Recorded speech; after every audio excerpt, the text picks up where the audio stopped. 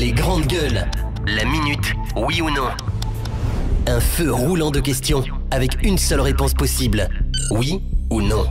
Langue de bois, s'abstenir.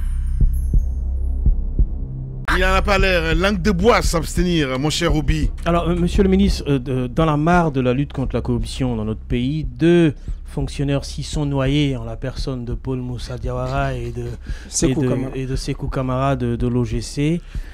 D'aucuns demandent la continuité de cette lutte qui est très importante pour notre pays. Est-ce que vous, en l'état actuel, vous y croyez vraiment? Oui ou non? Oui ou non? Alors, permettez-moi. Non, permettez-moi, s'il vous plaît. C'est important. Vous devez avoir le temps après pour... D'accord, alors la question, c'est... Oui ou non, vous croyez au combat qui est engagé? À la continuité de ce combat? Oui. Bon. Oui ou non, avec l'entité, comment on appelle, cette entité provisoire de réconciliation nationale avec les religieux, oui ou non? À ce niveau aussi, vous avez le sentiment qu'on vous marche dessus, comme ça a été le cas sur les questions des droits de l'homme avec le ministère d'État de la Justice. Oui ou non? Non. Moussa?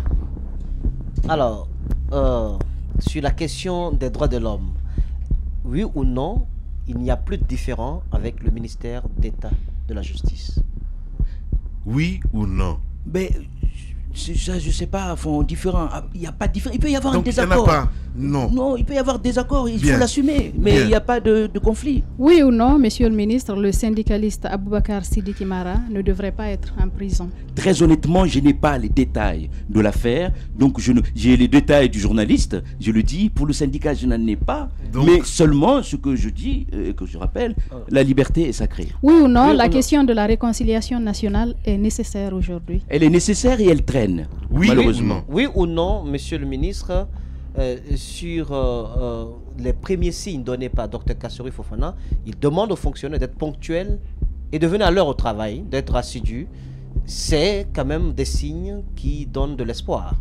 C'est des signes encourageants, mais il faut aller au bout. Lorsqu'ils ne viennent pas, il faut sanctionner. Vous ne croyez pas? Mais non, j'y crois, mais le problème d'un Guinéen... Oui ou non? Non, mais la question c'est que est-ce que c'est encourageant? Oui, et c'est à soutenir, mais seulement il faut sanctionner si ça ne se fait pas. Oui ou non, la construction démocratique dans notre pays va se heurter à plus de difficultés les années à venir à cause de tous les enjeux qui attendent notre pays? C'est fort probable. Oui ou non, les injustices subies par une partie de la classe politique à l'occasion des joutes électorales, on a du mal, on peine à sortir des communales à cause des injustices qui sont dénoncées par l'opposition. Oui ou non, cela représente une source potentielle de conflits dans notre pays. Oui ou non, vous êtes inquiet pour 2020, pour les élections à venir? Mais toutes les injustices sont source de violence et donc de déstabilisation. Toutes les injustices. Oui ou non, monsieur le ministre, vous avez suivi les propos du général Sekouba Konaté et vous trouvez que ces propos sont à prendre avec beaucoup de considération? J'ai pas suivi. Il n'a pas suivi. C'est politique tout ça.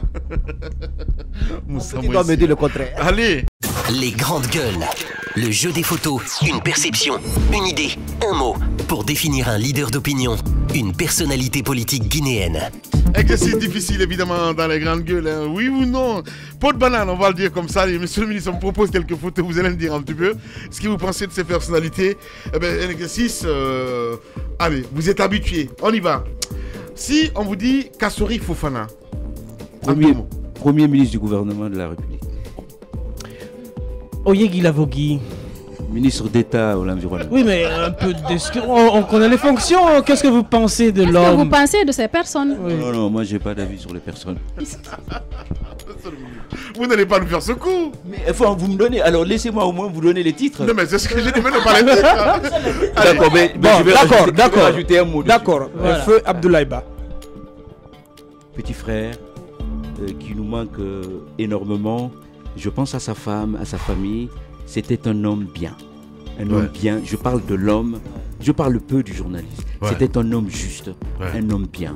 Et il nous manque terriblement. J'espère qu'il est au paradis avec mon petit frère et tous les autres qui sont partis. Damanta Albert Camara. Ministre conseiller à la présidence de la République, un ami. Titibou Camara. Ministre d'État, conseiller personnel, ministre, un ami. Ça, on le sait. Un ami, Tibou, c'est un ami, voilà. Un ami proche, très proche. Et justement, il y a deux catégories, des gens qui me sont très proches. J'évite d'étaler mes sentiments, mais c'est quelqu'un pour qui j'ai énormément d'affection. Nous sommes amis, nous partageons beaucoup de choses ensemble, mais parfois on peut être intellectuellement en désaccord. Un homme brillant, un homme tenace. Madame Martine Condé. Président de la HAC, voisine et ma tantine. Bien. Attends, Aboubakar Silla, nouveau porte-parole du gouvernement. Vous n'aurez pas à dire son titre, j'ai déjà dit. Oui, mais il est ministre d'État au transport. Ça, vous ne l'avez pas dit. Moustapha Naïté. Moustapha Naïté, ministre des Travaux publics, un ami. Alpha Condé. Président de la République de Guinée. Monsieur le ministre, vous n'allez pas le faire ce coup.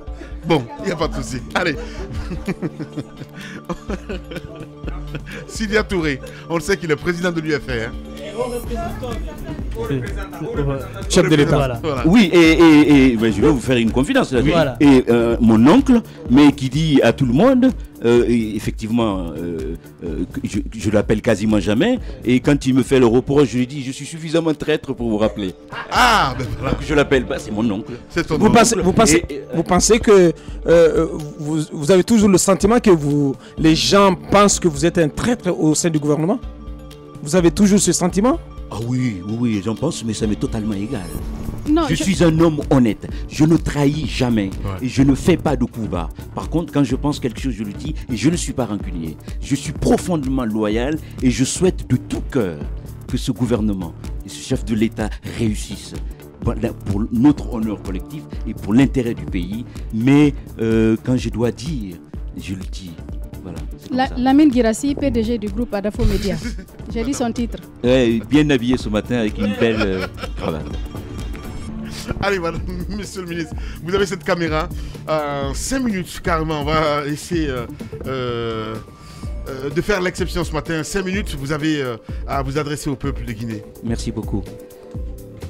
Je voudrais m'adresser aux Guinéens, à l'ensemble du peuple de Guinée,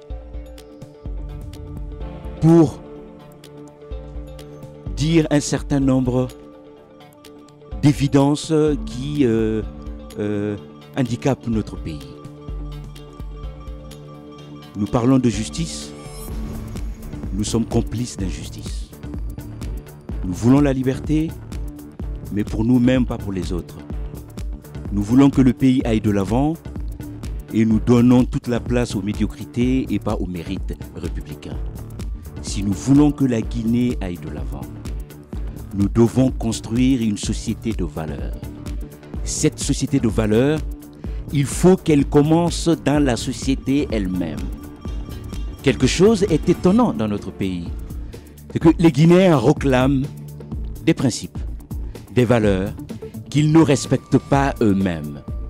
Il ne faut pas oublier que si nous voulons construire la démocratie dans notre pays, il faut que cette démocratie commence par la base et que dans la vie sociale, nous apprenons à nous respecter, à respecter les lois de la République, à rendre à chacun la dignité qui est la sienne, à donner à chacun la place dans la nation qui est la sienne. Notre pays est dans une crise morale et elle est profonde.